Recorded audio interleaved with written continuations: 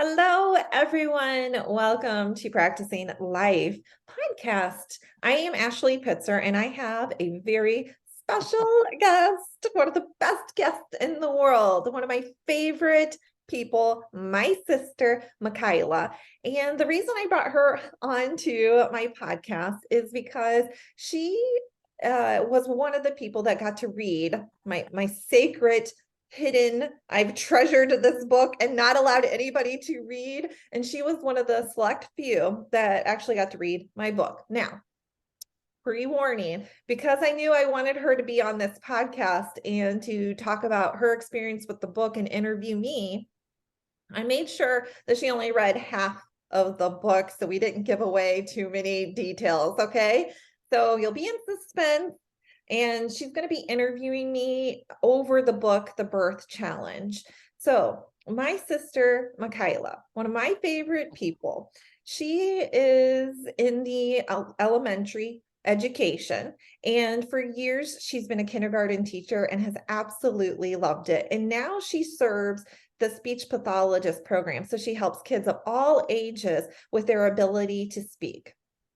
And I mean, outside of the fact that she is just brilliant and bubbly and has the greatest energy, she's kind of helped me and been such a huge support in my life. I find so much, she's the person who introduced me to yoga, even though I fought it for years. And look at me now, yoga teacher. Look And at you now.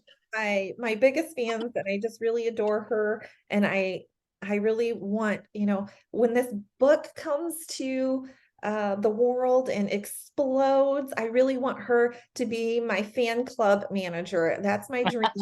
And she's freaking fantastic, people. You don't know how good she is at molding a speech into something very elegant as far as like your social, what's that word? Your PR person.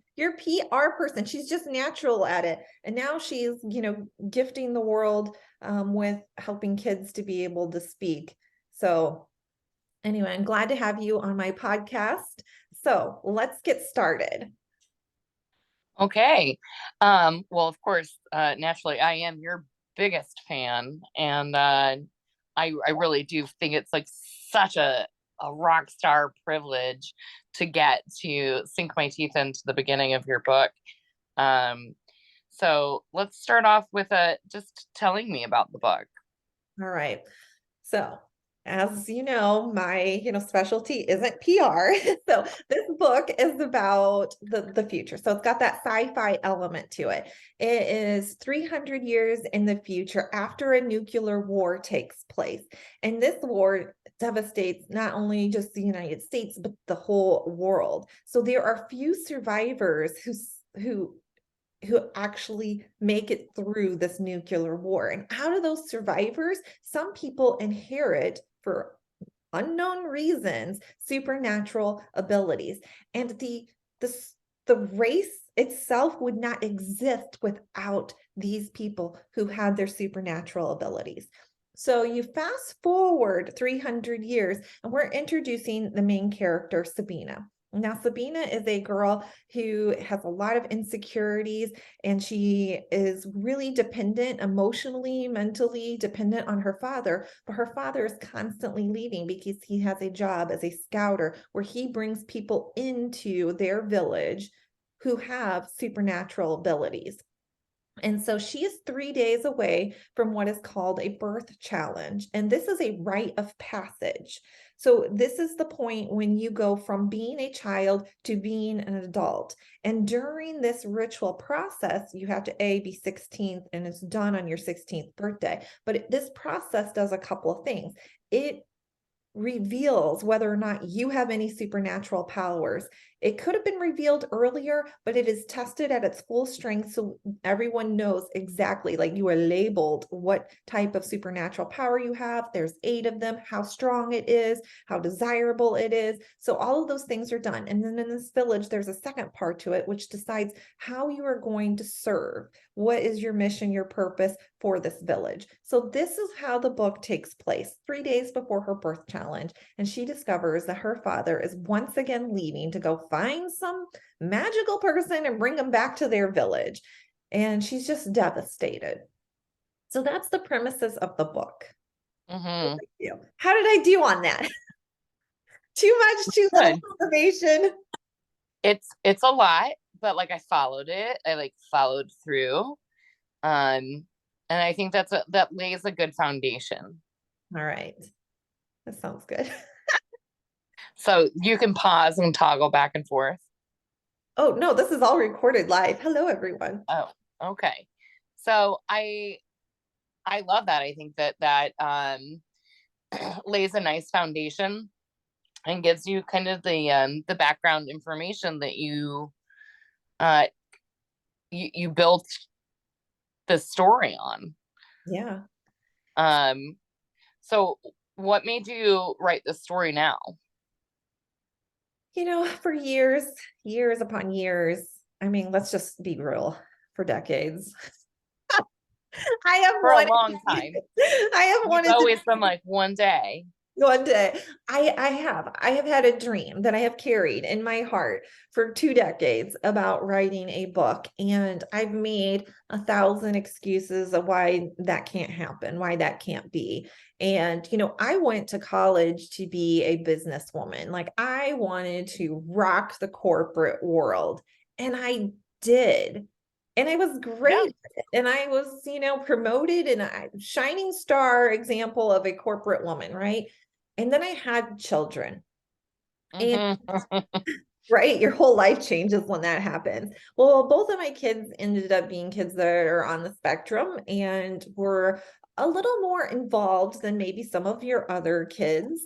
Like for instance, sorry to my kid if you ever listen to this. Like my oldest kid went to preschool and was kicked out of preschool because they couldn't handle my child's behavior, right? So I had very intense demands as a mother. And anyway, the whole point is when I decided to become a stay-at-home mom, I dreamed of writing a book, right? It was like I knew in college when I graduated and I took that a children's literature class that I wanted to be a writer, but it was nothing that I pursued. I didn't even think about it. I just considered like writing to be more of a hobby and a joy. And I just carried this desire forever and ever and ever. And I started writing a book when my second child was born. And I got into at least 100 pages and I just really, really loved it. But my second child had a lot of needs and we were constantly in and out of the hospital. I put it on the shelf and I forgot about it. So that was the story of my life. Every time I had one of those calm spaces in your life when kind of things started to fall apart, it was the thing I always turned to. When my kid was born with a rare genetic disorder and I had downtime, I turned to writing a book. Every time I had a leave between two jobs, starting and stopping one, I wrote a book. When I got laid off during the pandemic, I started writing this book. I just kept going back to it. And I even remember leaving one of my jobs. It was during a time where things were really difficult between my home life and my marriage life. And I remember I was just going to go from full-time down to a part-time job. And I was telling everybody at work, and I was so scared and I was so nervous. I was like, I'm finally going to write my book. But I didn't. I took a part-time job. And this was like my pattern, right? Because I didn't believe it was possible. Well, then my world started to fall apart, like literally. I was asking for a divorce with my husband. My older child was suicidal and going in and out of the hospital with suicidal attempts. I had spent thousands of dollars pursuing this career that I realized I didn't even want to do, that it just felt like prison to me. It just felt like work. And I was just spent so many of my years in my life sacrificing who I was and how I showed up in the world because I just knew that I was a mother and I needed to provide for my family. And I just went in and I just did these things. And then I started this counseling program called Transformational Coaching Program with Jim Fortin. And It was my like first week in the class, and they started asking like, what's your vision? What really makes your heart sing? What really lights you up? And there was one question that really got me. If you had $5 million already in your bank and money wasn't a factor, what would you do? And Mhm. I knew, like goosebumps all over my body. Like my soul was like, yes, I've been trying to tell you this for years.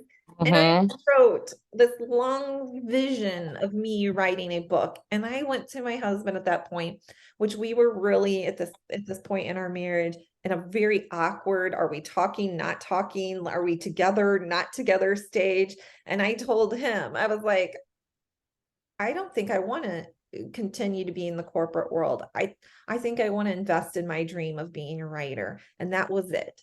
That was it. It was when everything in my life was falling apart. Me as a mother, me as a wife, me as a career woman, everything was falling apart. And I decided in my darkest moment that I was going to follow my dream. And that's a huge leap. And I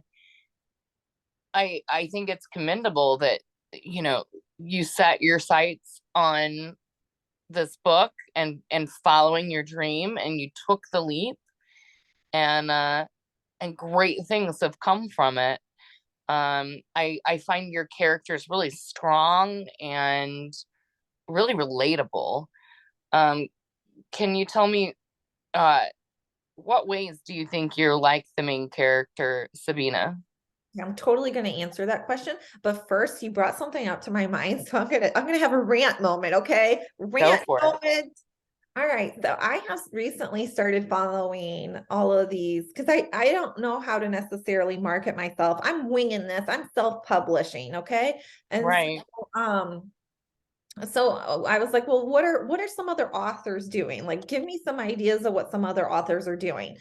And these authors on TikTok, and okay, this is a misconception. I'll circle back to that. But all of these authors on TikTok that I'm seeing are like, they look like they're 20, 25, like they look like they're in college, just out of college. And I'm just sitting here thinking, like, where are the people like me who have gray in their hair and have had a midlife crisis and have come to terms with the fact that they are an author? Like, where are these juicy individuals? Because I know I'm not the only one. So, and I just want to say, because I didn't know this about TikTok, but I've done some research, and TikTok is actually 35 years and older. That's the time, like, that's who's actually on TikTok. I thought it was I mean, my perception of TikTok was like, oh, these are just young kids that are doing dancing videos. Well, I was wrong.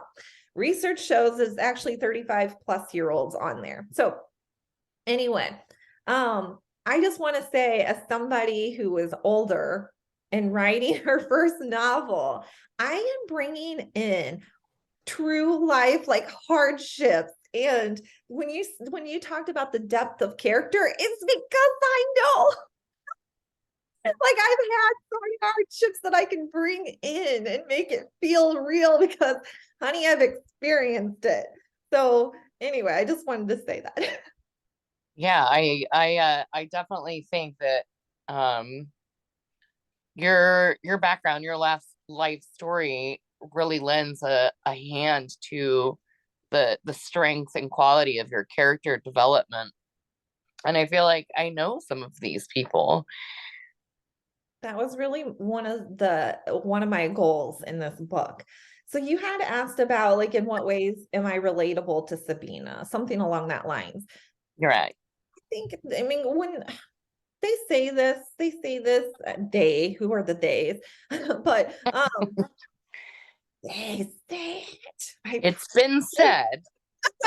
Yeah, there you go. But anyway, so it has been said that, when an author writes, like, it's a reflection of who they are. And I Mhm. really do agree with this statement. Sabina was an old me. Sabina Mhm. was an old version of me who didn't have her voice at this period in her life. I had my voice at certain points in my life, But so because there were times when I didn't have a voice, I really understood Sabina's character. And so how am I relatable to her? This was relatable to a period of in my life when I didn't speak for myself. I didn't advocate for myself. I allowed everybody to have dictation and control over the direction in my life, whether I agreed with it or not.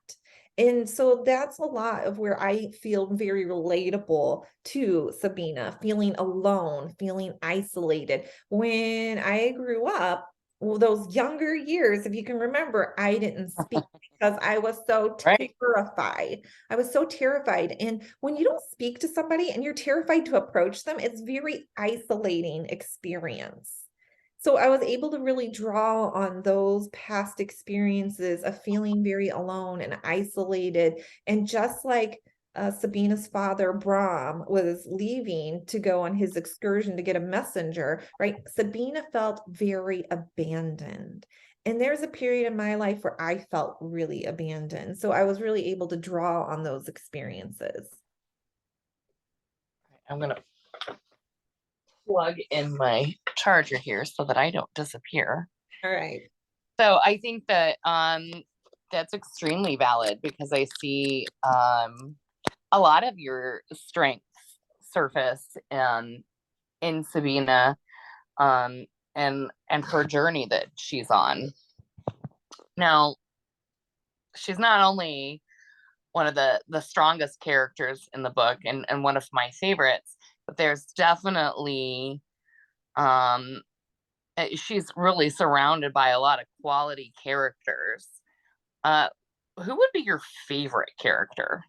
And this is actually going to be a really interesting discussion because I think that where you stopped in the book, you didn't actually get to meet this character. So I really can't wait for you to meet this character. We are going to have so much fun talking about her. Her name is Fabia. Did you meet Fabia? Oh my No. God, this is so She good. is still a stranger to me. Oh, I can't wait. Oh my gosh, she is freaking fantastic. She's by far my favorite character. She is she's a truth sayer in the book. And so Okay. she has this ability like nobody else has. It's not your eight moons. It's not like a supernatural power. It is like a witchy woo-woo power, right? And what she's able to do is she's able to read people's emotions. So just like in our world, there are people that are very intuitive and they can Mm-hmm. feel other people's energy. She is like that on steroids, right? Like because she's so sensitive to emotions, this is why she's a truth sayer, because she can feel the emotions, she can read the emotions, and so she really gets who people are. And she's kind of a little, she's really wild, and she's really not available to anybody who's going to lie to themselves, and she's going to put it in your face. And one of my favorite things about her is she has her pain and pleasure like kind of switched in her head. So she thinks like the things that people are suffering in is kind of like, what's your problem? This is fun. This is an adventure. Like she just throws this twist into the whole book where people are like, I hate you, but I love you at the same time. Like she has that type of character. You're kind of like, go away. But wait, what you said was actually really, like, Yeah, it sounds like we could be friends. yeah, I absolutely adore her. She's so much fun. And oh, I was just thinking about something else too. It's gone. So if I Okay. remember it, I'll come back to it. Well, I've only had the pleasure of going like halfway through the book. So I know that there's big events coming to fruition, and I look forward to seeing all those scenes play out. But you've got a lot of great dialogue and a lot of great interactions. What was the best scene? What was the best scene to write? Okay, so this actually one you have read. So Okay. it may not make any sense to you why it's my favorite, But so in the book, there is a council that kind of governs Hmm. Sylvie Down. And so Sylvie Down has these elected officials. They're all people that has like they're elected one per rare Muin. So someone who's got a very highly developed Muin, a supernatural ability. And anyway, one person is elected from each of these, and then one person is elected from each of the sectors of the village. And so this makes up their governing council, so to speak. Hmm. They make a lot of decisions. And so anyway, my one of my favorite scenes is the council getting into an argument, right? You have 8 people with Muins, and then you got 4 people from the sectors, and then you have some other people in the scene. So here's the like when you talk about how well do you know your characters, I think this is why I had so much fun, because I essentially had like 13 to 15 characters getting in an argument. And so I've got one character but like getting in somebody's face and being like, no, no, this is not how it's going to be. And I got another character being like, isn't it so boring? Like there's all of the drama going on, and there's so much of this like back and forth, and you're seeing everybody and their human tendencies and how they react to other people. Oh, I just had so much fun. I had so much fun with the bickering and the bantering. Okay, so Yeah, it's kind of like a little ping pong ball bouncing around the room. Like everybody's kind of got their little moment to shine in that scene. So I can see that that would be a lot of fun. I can see like visualizing each character kind of turning in their little exchange and how that all played out. okay, so we got to back up because you did not tell me who your favorite character is. Oh man. Um, I really love Nana Honey. I mean, she is phenomenal. And I think she adds so much to the storyline into the book. And I just feel like there's such strength in her. Um, and I think she's so crucial to the storyline. So I really love Nana Honey. I absolutely love that you said this, because if you had asked me the question of who do I most resemble today, it would be Nana Honey. Oh, So it's like you're talking yay. about you just gave me the best compliment. So I really do think that a lot of who I am today reflects who Nana Honey character is. So I love that. Nice. I I love love that. love her too. Because you love me. So, So what was your favorite scene?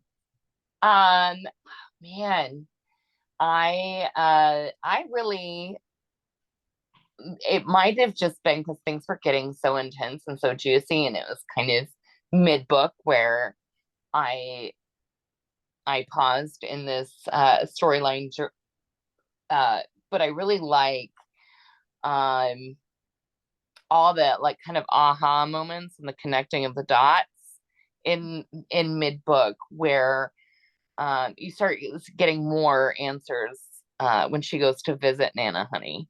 Yeah, you're talking So about that. I Yeah. think I think it was such a revelation and such a moment for all of the characters that were involved in that scene. Um, and it just felt like you were on the cusp of something really big. And I just know things are taking off very vastly from here. So Yeah. I'm really looking forward to Yeah. the upcoming scenes and seeing exactly um, where all these dots connect, Mhm. and and Sabina really finding herself and connecting all of those dots and taking off for great things. Yeah. It's gonna So be it's really, and it, and I think it highlights uh, a lot of Sabina's struggles, and it's so significant for the characters in that scene. There's a lot of struggles in this book. What was the struggle of writing this book for you?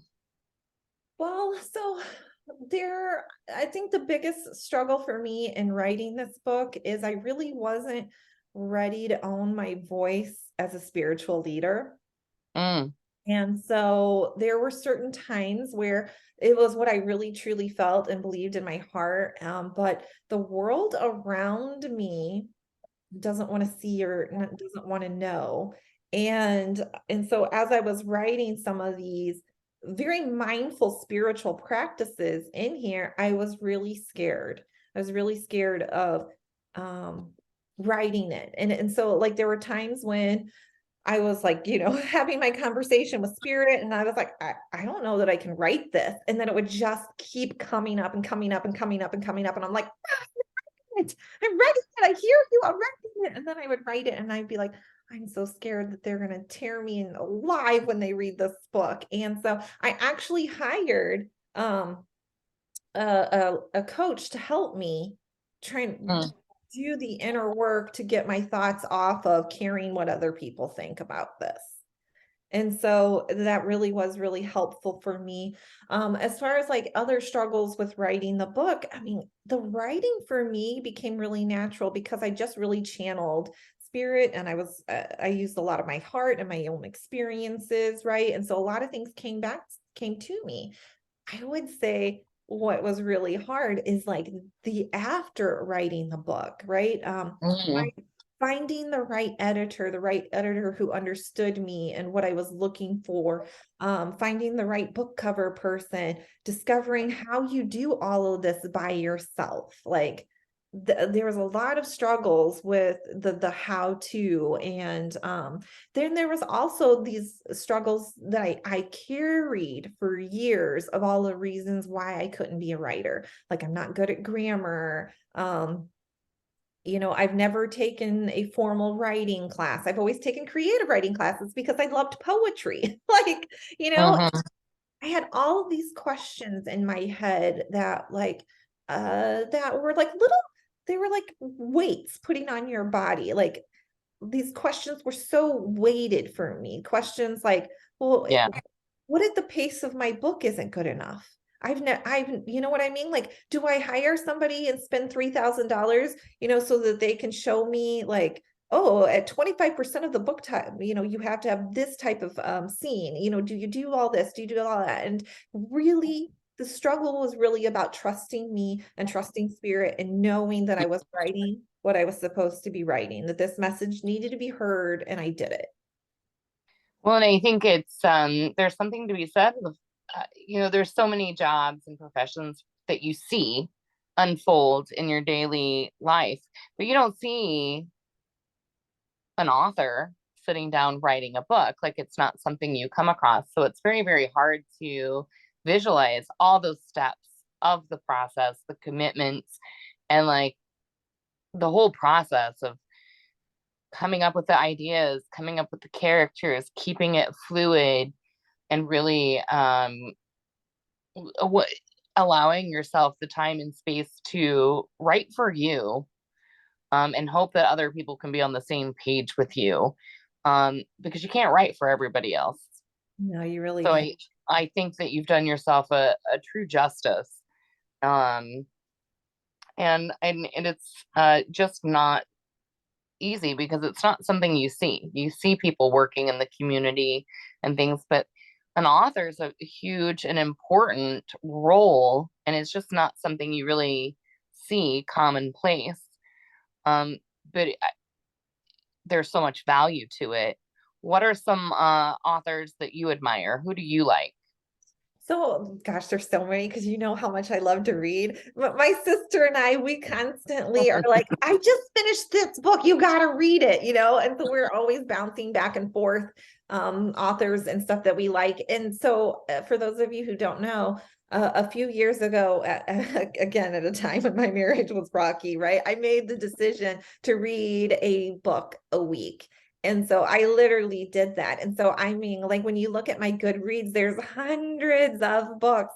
So what I'm going to really go to is what books were memorable for me, because I would not make the best critic. I'm just going to be honest with you. I'm not your critic because I don't like look at the book and think about how it's failing. I look at the book and I think about what I liked about it. So that's Mhm. definitely a different perception. So there's hundreds and hundreds of books that I like.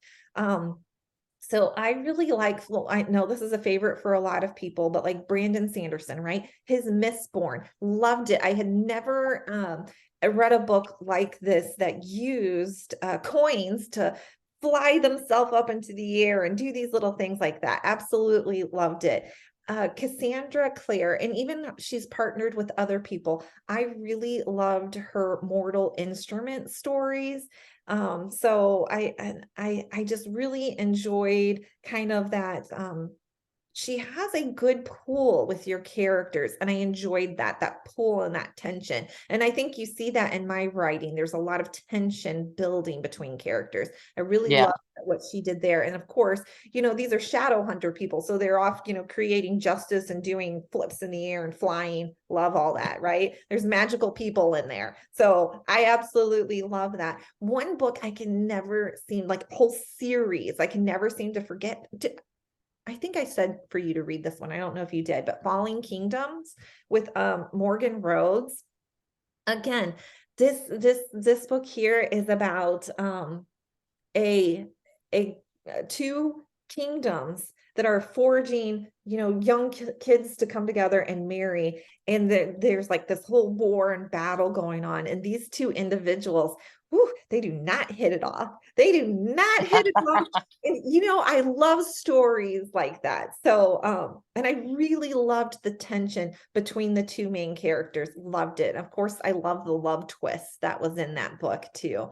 And then Mhm. um, so those are all very fantasy related. So a non-fantasy one, if it's still kind of fantasy, I don't know what you call this, but Vox by Christina Doucher. So Vox was about like the government coming in and silencing all women. My feminist heart really beats on this. So anyway, women only got like they had some type of control over their vocal cords, which is why it's called Vox. Oh, if you haven't read this book, please read it. Okay, so anyway, women only get so many words per day. And Wow. so the kids get words, the women don't. And so anyway, they control all of these women by doing this stuff. And anyway, so interesting. I love it. So what were some of your favorite Yeah. books? I mean, I I will have to I'll have to look that one up. I have not read that. Um so I'm gonna have to add that to my list. And of course, for me, I find myself very, very busy. And so I'm always hunting for like a good audiobook and something I can just like kind mhm, of put on so I can double dip and be mom and get all the things done while enjoying a good story at the same time. Um, but for me, I'm such a movie buff, and mhm. I love this book, and I love the birth challenge because I really feel like I'm in the story and I can just see it so clearly, and I just feel like this book should be a movie. Oh, I wanted to be. And I just felt the dialogue and I can just picture it all playing out. So when it does become a movie, because I think it will, I think it should. Um, who should we cast? Okay, you know what? I have no idea who Sabina should be or who Flan should be. Like two of the main characters, I have no idea. But you know who I would absolutely love for so Marigold has a stepmother named, sorry. Sabina has a stepmother named Right. Marigold. Okay. That's how you Yes, really say Marigold. it. I was like, say what? Marigold. Yeah, I know. I was throwing you Yes. off. All right. So Marigold. Yes. Stepmother is Marigold, and I would love Lucy Liu to play it. She's so fierce. Oh yeah, she would be so She's freaking good. so fierce. Yeah, so oh, I would absolutely love her. And then Brent, my husband, he really thinks that Brom, Sabina's father, so we've got the mother and the father here. So he Uh-huh. really thinks that Brom should be Josh Brolin. Josh Okay. Brolin. I don't know. He's like, he seems like a guy. Okay, just so you know, my husband didn't even get the privilege of reading this book. He got to chapter 1. Okay, so Chapter one. all he got. He's asked like probably 500 times. And I told him over and over, like, because even when I was writing this book, I guarded this. And so I was like, no, Yeah. nobody is having influence over me. I am writing this without any influence. So nobody got to read this book. So I finally let him read chapter 1. So he thinks Brom is very much like this country Western guy from whatever, everybody has their own perceptions, right? Right. This is, I don't get what he's getting, but he's only read chapter 1. So he sees Josh Brolin because apparently he's played some Western parts. So I just wanted to throw that out. And then so my favorite character is Fabia. So I just think that Girl. Yeah. So and I don't know her yet. So I'm like, oh, I think Emma Stone would be awesome. oh, I love Emma Stone. I love her. I think she would be really awesome. And then there's another character in there that is like Sabina's. It's somebody who takes on a motherly role for her, but from a very, very big distance. And her name is B, and she serves on the council. And Oh, yeah. so B is so great. I love her. I love B. And I think of B, and I even put this in the character because B has decided that she's going to be her wacky adopted aunt. Like, even though they're not Right. physically or mentally or bloodlines related, she just like feels really bad because Marigold doesn't play that nurturing mother. And so B like sees this isolation that Sabina has. And so she tries to come in and play that mothering part, but she's a busy woman. She's running a freaking hospital and she's on the council. She don't have time to be like a mama, you know? So Right. B There's plays only so many hours in the day. right. B plays this really wacky aunt, so to speak. And I would love somebody like Leslie Mann. Is that how you say it? Um, oh my gosh, what movie did she play in? Like, okay, I love the movie 17 again, the most recent one with Zach Efron or whatever his name is. Gosh, I don't. Oh, uh-huh. But Zephron, she's the whatever. mother. She's the mother in this movie. So Mm. I'm trying to think. This, I'm not good with actors and actresses. I know. I can see like different actors in my brain, but I could not tell you their names. Like I know their face, but Let's see what movies that she has played in. It's coming up the other woman. I don't remember her in this. Oh my gosh, she plays like I don't know that she ever plays like the this is her.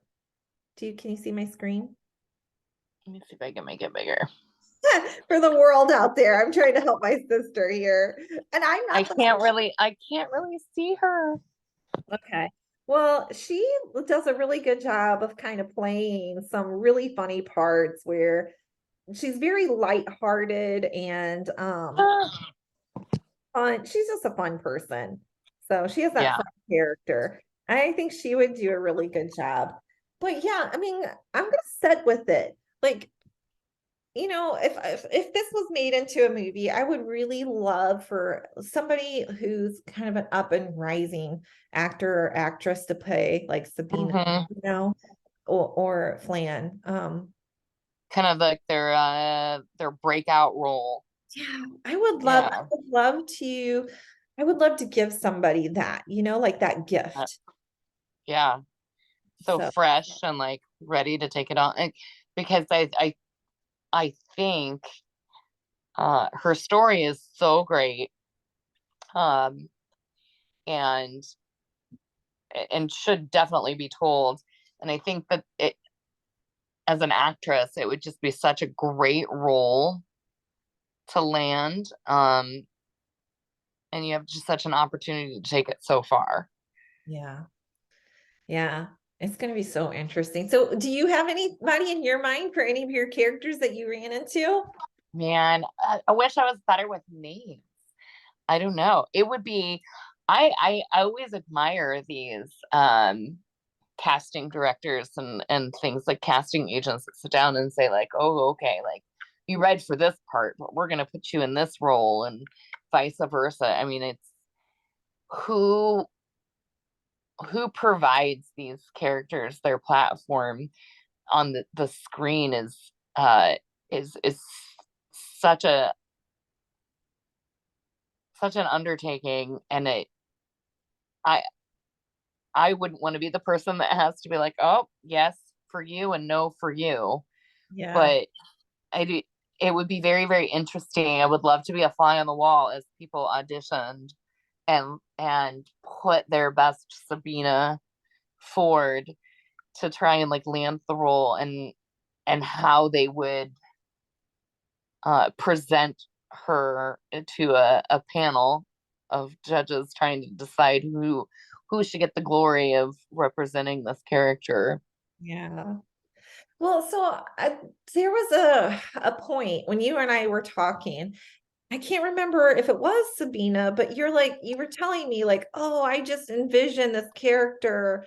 Maybe it was like Ariel. You're like with long hair that's red, and was it Sabina?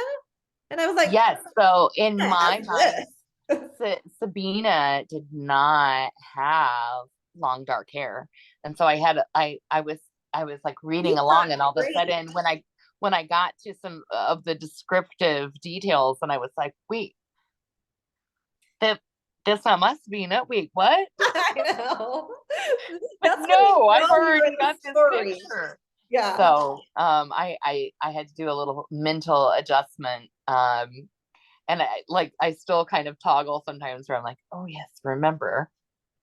Well, actually, I will say this. I intentionally left off a lot of description words for characters because I wanted you to get so immersed into the story and come up with the own. Well, and I think that there's a lot of weight to her character as far as like appearance wise, how important it was for her to be so low key Mhm. and Yeah. kind of easy to overstep and overlook.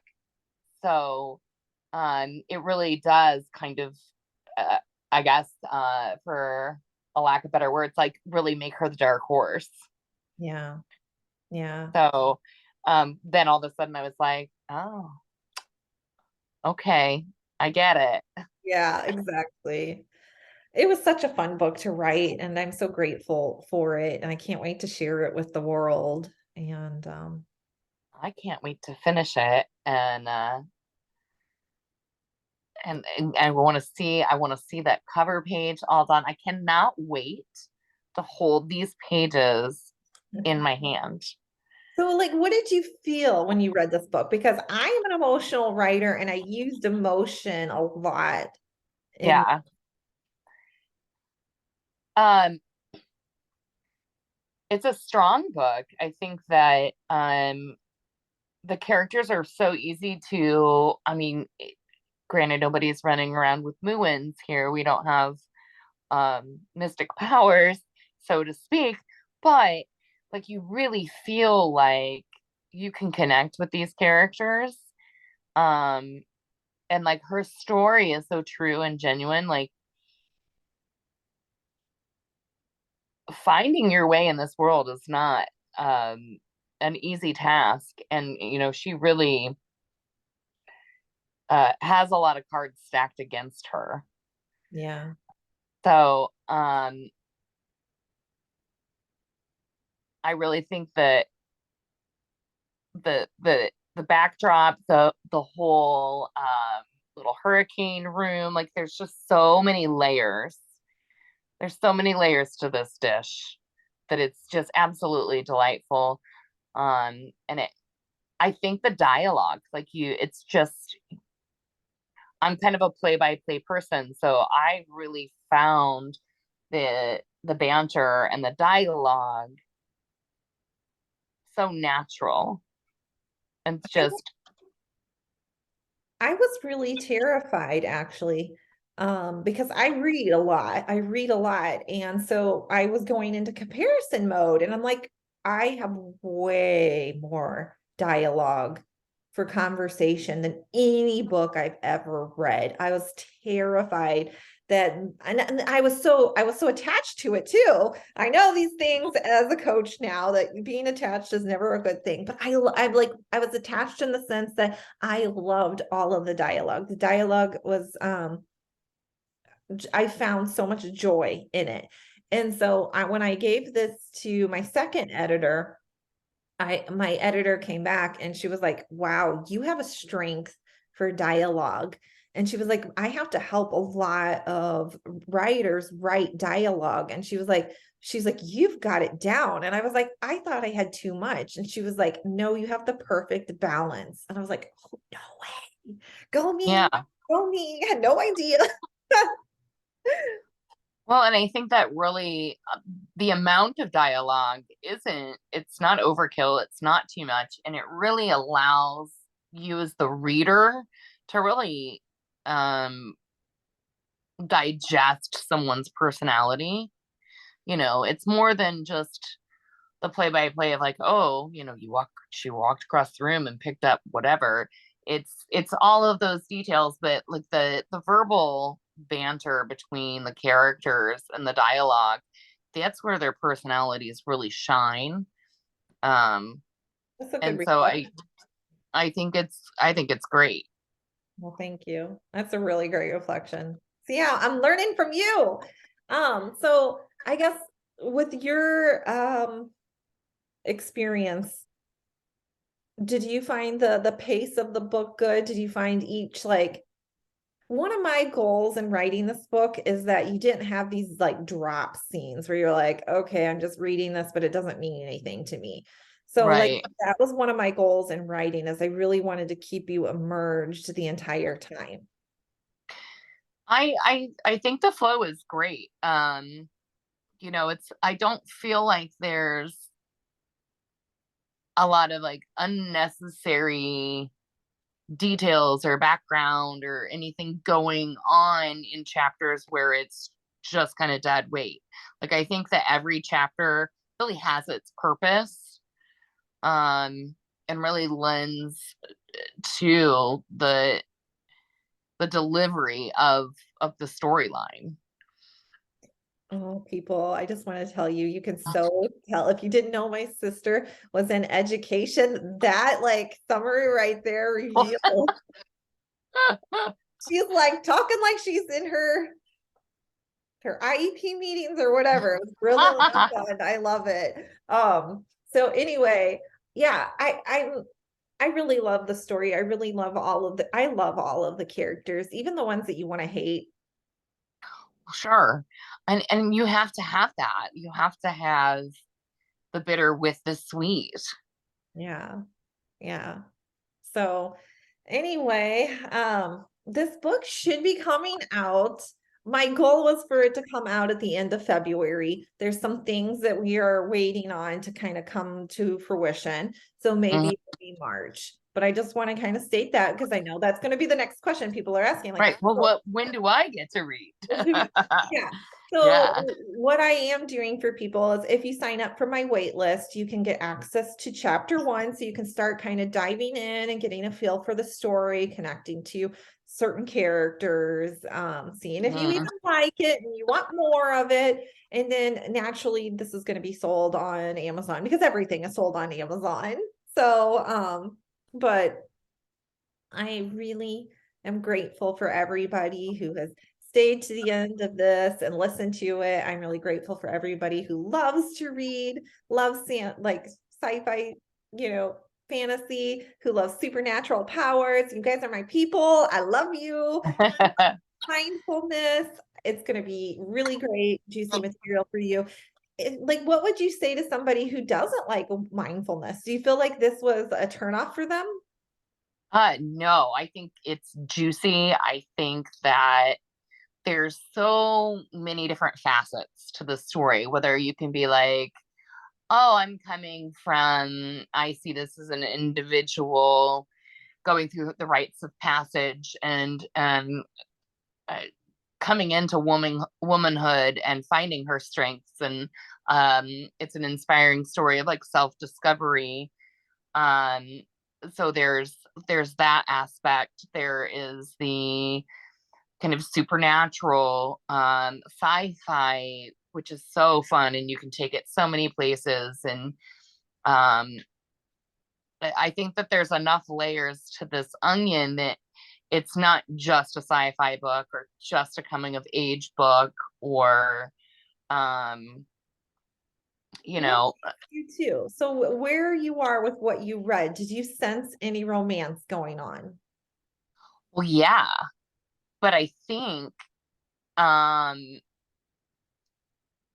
I think it's so early in the novel for me to like really pinpoint like if it's something I just want for the characters myself.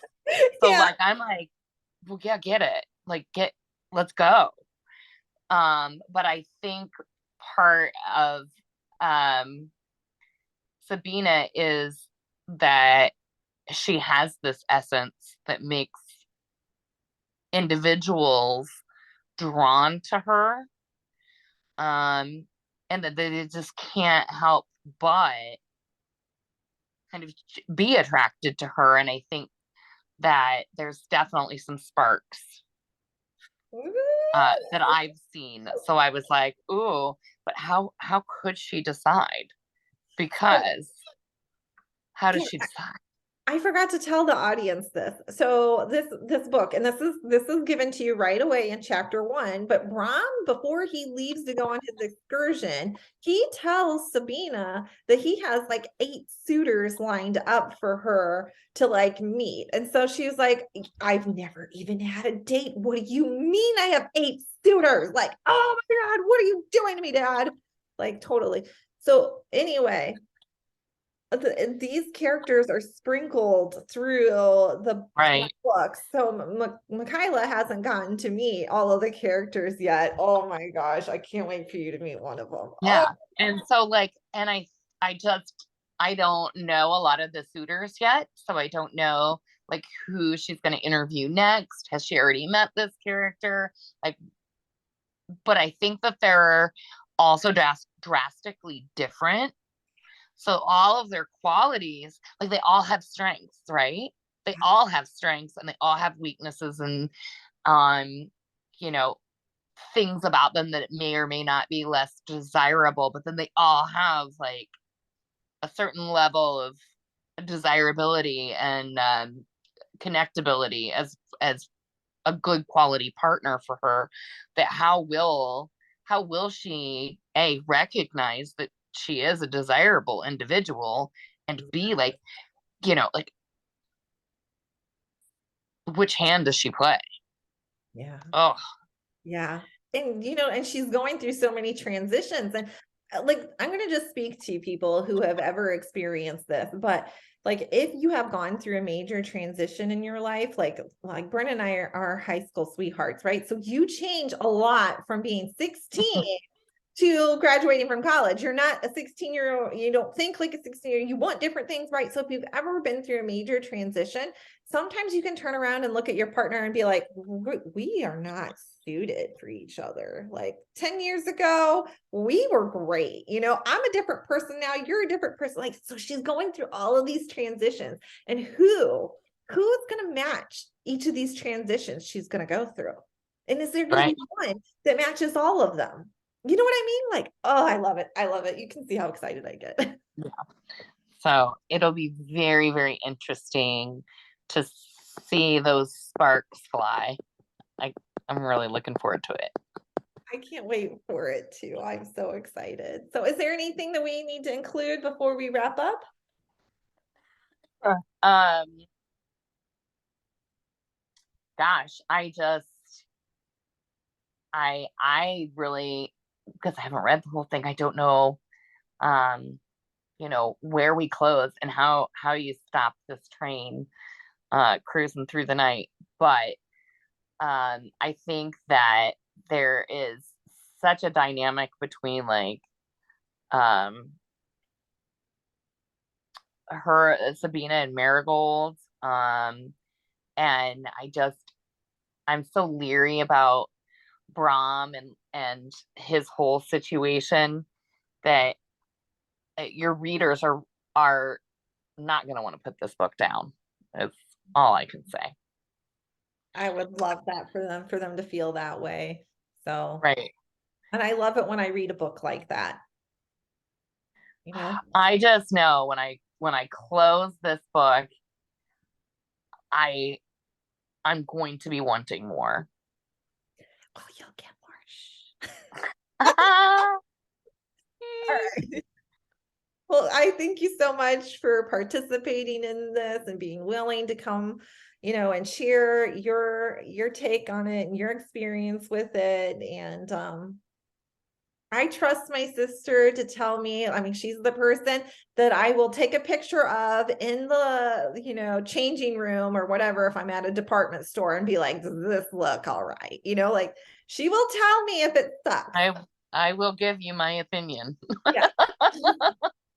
So I really So, appreciate you coming here and here in the space of the internet world, right. but and being willing to share your experience with it and ask me these questions and being willing to read my book and support me. I really love you. You know how much I love you. I love you and I'm so proud of you. And I mean, you had to take some bold moves to get here. Yeah. This didn't happen overnight, and it was a lot of dedication and work. And I, it's great things. I you're gonna skyrocket, Oh, and your audience is so lucky. don't you just love your sisters? They always say the best things. No, I'm so proud of you. It's phenomenal. Thank you. I really am proud of myself too. And I would say that too as a coaching moment, right? Like, I don't know about anybody else, but in the world that I grew up, having pride was a major sin and you weren't allowed to do it and you were bad and wrong and whatever. Now, I have transcended, just like Sabina has, I have transcended from this type of thinking. And so I can say to you that I am so proud of myself and not make that mean that I'm a bad, wrong person and that, I'm prideful, whatever. I'm proud of myself. Like to me, I'm leaving something behind that is going to help entertain, inspire, and heal people. And that is Hmm. my gift that I get to share with the world. And I'm proud that I was willing to take the risk to do it and believe myself and to put it out there. Because Yeah. I really think that writers in general, this is just like, I don't know that I would call this a definition, but writers have to be willing to share a part of themselves. It's actually a very vulnerable process. Yeah, And you have to be vulnerable. yeah, and I think that that's just what it is. An author is somebody who's willing to share their hardships, their lessons, their vision with the world. And I'm really proud to be able to say that I'm an author. You are an author. All right. Well, I love you, sis.